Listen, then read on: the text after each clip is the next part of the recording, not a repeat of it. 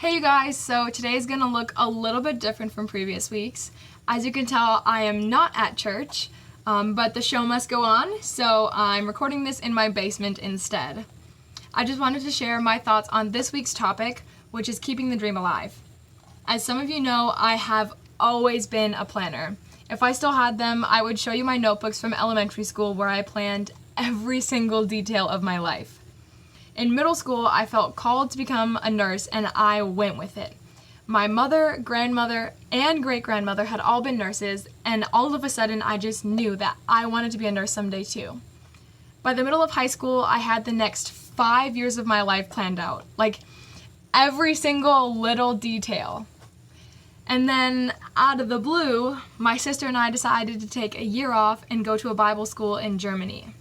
While I was excited at the thought of something new, I was also terrified to leave this nice, clear plan that I had made and travel to a foreign country where nothing was familiar. All of high school, I had slaved over my academics to set myself up to be exactly where I was. And then here I was, abandoning that whole plan and flying across the world. But even when I was in Germany, I knew that when I got home, it was right back to nursing. I planned on becoming a nursing assistant over the summer to get some experience and hopefully remember some of the things that I had forgotten while I was away. On a whim, my mom suggested that I apply to be summer staff at Redeemer, and I thought, no way am I doing that for a whole summer. Well, God has a really nice sense of humor, so here I am, and I love it. Now, the point of this story was not to take you on some wild goose chase that is my life. I wanted to highlight how, even though my life seems miles away from that dream that God gave me all those years ago, He is still present, He's still working, and He's been guiding the way the whole time. So for those of you who heard Nate's message 2 weeks ago, you'll know that he began to tell the story of Joseph. Now, as a young boy, Joseph had this dream that he would one day have authority over his 11 older brothers.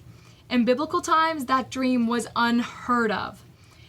Now, his brothers got pretty fed up with this dream of his, and they threw him in a well and sold him to a passing caravan.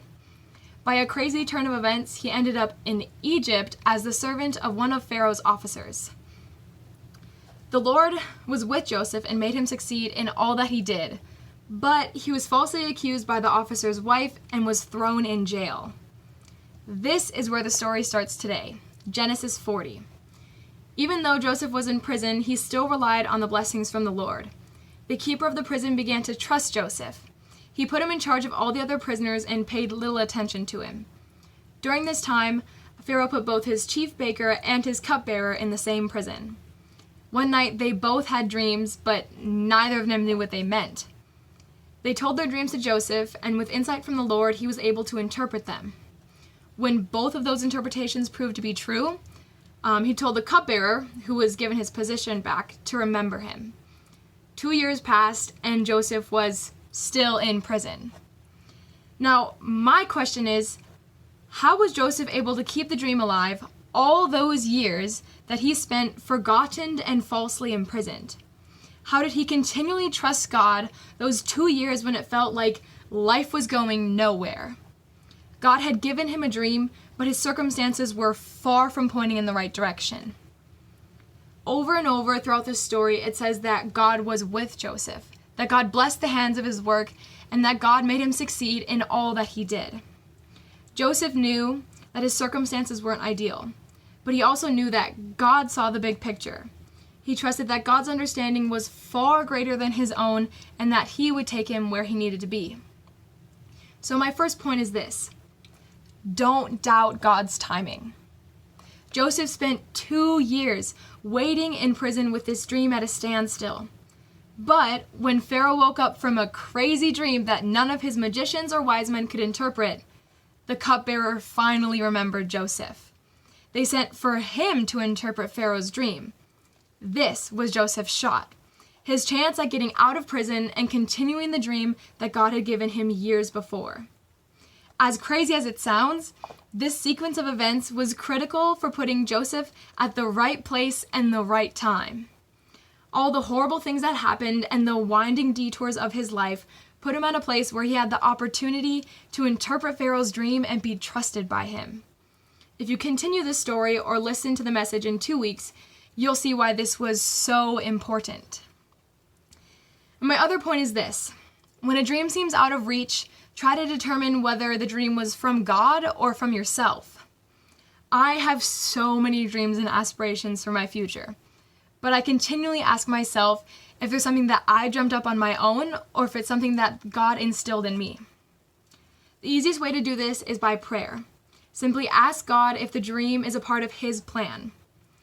Now, I have a tendency to let my imagination run wild. So there have been many times that I have asked God to take a dream away if it isn't a part of His plan.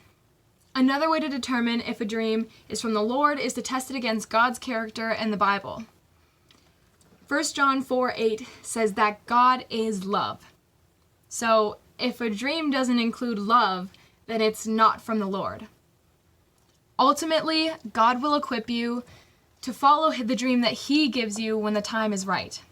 So to keep the dream alive, all you need to do is to trust. Trust in His timing, trust that His understanding is far greater than our own, and trust that even when your situation says you're not going anywhere, God has a plan, and that plan is good.